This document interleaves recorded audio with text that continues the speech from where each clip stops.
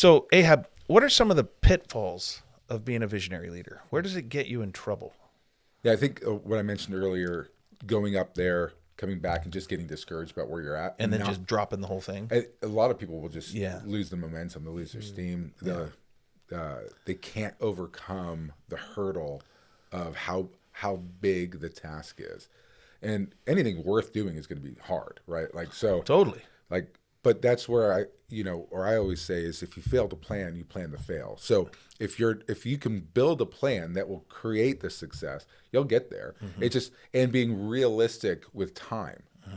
Most guys, most people who are visionaries, they don't have the patience Right. to get there. And so they want to just start something, release it, sell it, whatever. Like they just want to they'll flip businesses like they're flipping houses. But like it's really, if you're building something that's going to carry longevity, long-term impact, it does require the time and effort to put in the work. And culture is one of the most key parts of any organization, any business. And so you have to start there and then build from there. So like that mindset shift that is required is a culture. That's right. It's a culture piece that's required. Yeah. And so thankfully my business, we've established a really strong culture over the last 3 years. Elevating that culture is a lot easier than building that culture. Yeah. Elevating our language is so much easier than building the new language that we're going to have to teach them. Like, so, and that's a win for us. We've done a good job. And what I keep telling them, and I keep telling my team, is we've done good. It's time to get great. Thankfully, we're finally good. Yeah. And then I think another one is the discouragement piece. But whenever you look into the future and you don't have God or you don't have hope, it just produces anxiety. Right. So some people are deathly afraid to look in the future.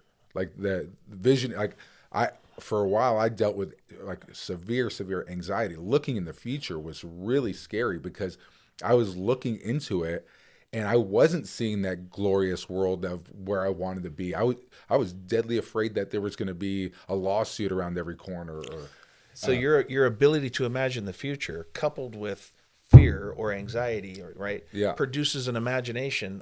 It's a nightmarish landscape. And I wouldn't be able to sleep. It was so real. It was robbing me. Yeah. The realness of the future that I created in my head was robbing my life in the present. Yeah. Yeah. It was like eating me away. Like it was tough. And I had to learn to envision the future I wanted instead of the future that was, potential reality of the negative things that could all happen, that 5% may happen in reality. It's a huge difference between possible and probable. Yeah. Right. And we can build these worst case scenarios and we can tell ourselves that could happen. Yeah. It's possible.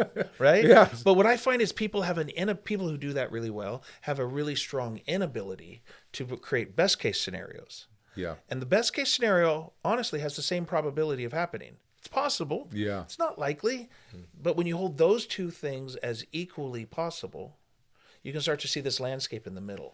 What I've seen when I talk to visionaries who go down the negative rabbit hole, right? Yeah. They come back and they create a plan to kind of protect themselves from that worst case scenario. Yep. They have everything that is required to succeed, but they use it in the negative instead of in the positive. And we call that wisdom. There's a wisdom statement that goes with that. And they say, I want to prepare for the worst and be surprised by the best. Yeah. And that's not how it works. Right. Yeah. You accomplish what you prepare for. You accomplish what you pay attention to. Yeah. And if you're waiting for the world to fall apart, It will. and you get everything ready for the world to fall apart, and it doesn't, and this is weird, but it's a letdown. And so they kind of create the world that falls apart so they can prove they were prepared for it. Yeah. Well, we have a term in our company that we've used for a while now, but it's we plan for the best case scenario. So often we say, we got to plan for the worst case. Yep. Right. So this worst case we just got to make sure we have a parachute. But we use it in the opposite to just say, no, we need to plan for the best case. So that way, when it comes, we're ready for it. That's right. Because it's a heavy lift too. When it comes knock on your door, if you're only prepared for the worst case, then you're going to miss the opportunity when it comes by, because you're not prepared for the best case. It's too new. It's too fast. You're not ready for it. I think that's fascinating, just in what you're talking about. In how we can imagine the future in a way that brings fear rather than a sense of hope and faith, which should propel us forward. Because there is a bit of a dance, right? I think leaders who've lived long enough, at least the best leaders in my life, they have a rhythm, the most effective visionary types, where they know when to go up the mountain to get perspective. Because perspective is everything to visionaries. Where you stand determines what you see, and sometimes you need to get up to remind yourself that there's a bigger view. But to stay up on the mountain isn't helpful too. So they have that rhythm. They know when to come back down and begin to implement and encourage and infuse that vision to go, hey guys, I was just up, and I want to encourage you, just keep plugging forward. Just around the corner, there's a view coming up. We're going to be able to take a break. There's a moment here we're going to be able to celebrate. We need the back and forth of it, and a good visionary leader, I think, knows how to do both. Yeah, I think another thing that a good visionary leader does is it's not just telling people where we're going, but the forecasting of like, hey, at about 6 months, you're gonna get really tired of this vision, and here's what the plan's going to be for you to overcome that. We're going to double down in 6 months. We're actually not going to pull back. We're going to double down because the team's going to get worn out. You're going to get worn out on this. We're going to talk about it so much.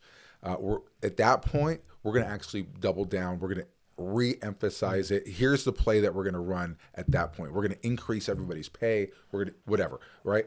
And that to them goes, man, like when it happens and when they experience it, and they go, and then you come in without having to say anything. Say, hey guys, we're doubling down now. And it's already preloaded. They know it's preloaded, and then the level of trust they have in you because you were able to forecast that increases. But you only get that through experience, right? Like you go through it, you've seen it in your own life. I think what leaders who don't have the ability to just bring common sense and reality into their business and into their world, that when they just don't say, hey, I've seen this before, this is kind of what happens around the 3 to 6 month mark, and just let it lay with them for a bit. And I always tell people they'll want to make a change, and they'll come to me and they go, hey, I went over to this store, learned how they did food costs. We're going to get our food costs down next month. And I go, that'd be great if you got it down next month, but I'm giving you 6 months before this is a culture shift in your kitchen. Yeah. And then they realize, because I'm like, hey, you're going to get a ton of pushback the first 2 months. Right. Then you're going to get some buy-in, and then you're going to get the people. And then it's going to click. And in 6 months, and it was 6 months almost to the day. It was like consistent good food costs in our kitchen, and I was like, you have to just know that this isn't a switch that you flip in people, where they have to find out the buy-in. Why is this important? How does this affect me? And how do we all win out of it? There's a concept there. We live on a timeline, and so there's the now, right? We live in the now, and then future people can go out in the future, and they kind of live in the future. And they kind of forget about the now, we'll say. And then there's the kind of person that goes in the past and loves the past, right? They live back there. That's great. And these are just different aptitudes that you can test for. But there's this idea that someone wrote about called deep time, where it's like you drop down deep off the timeline, so to speak, or go up the mountain.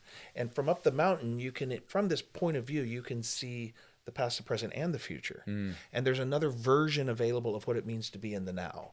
And it's this now that encompasses all of it. And so you can pull from past experience. You can see where you're going. You can also see where you are. And from that spot, you're no longer on the timeline. And so time doesn't exist in a way. Then you have to come back down onto the timeline. And all of a sudden, some of these people, they come back down and they're like, I need that now. Yeah. Because I saw it in the now. It had already happened. And it's like, no, no, no. Now we're back on the timeline. We have to take these steps and execute and implement over and over and over. Or they'll see a leader that they need in order to accomplish something. Yeah, yeah. And they'll want to come back and I mean, fire hire- their current leader. Yeah. And you have to ask yourself the question, is this person have the capacity to be that leader? Do I need to develop them? Right.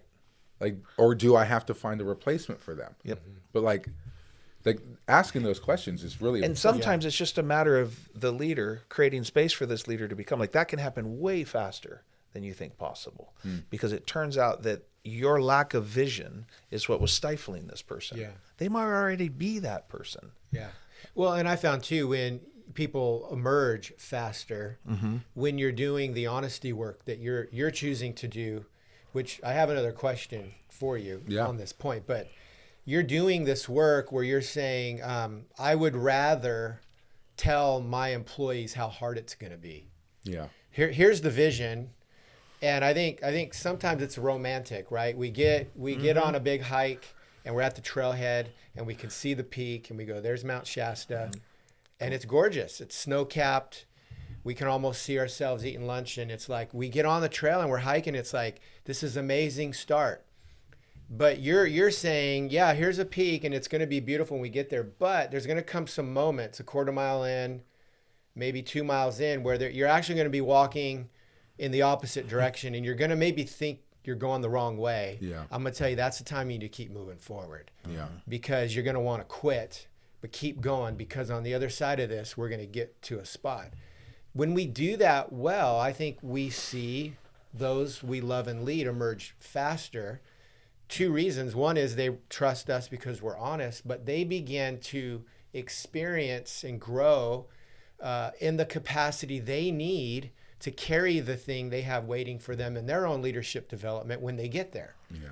Because learning how to lead that crew through the change that you're giving them the opportunity to lead through, the pain of pushback, getting buy-in, that's not easy work. When they realize they can do that, they're now level 2, level 3, level 4 leader, whereas maybe they were level 1 or level 2 when they started, which is incredible. But a question for you is, you made a decision to lead this way. Yeah. Why? That's a good question. I was more of I will say this, I have controlling tendencies. And I ran my life with these controlling tendencies, trying to control every outcome, trying to control people and scenarios. And when I met a leader who brought me under their wing for about 2 years. His name's Steve Backlund. And I never seen leadership like this in my entire life. Like, I worked with him for 2 years, and he so elevated me as a person, as a leader, as a man, as a husband. Every area of my life became better because I was serving him. And I said, I want to be that guy. I want to be just like him.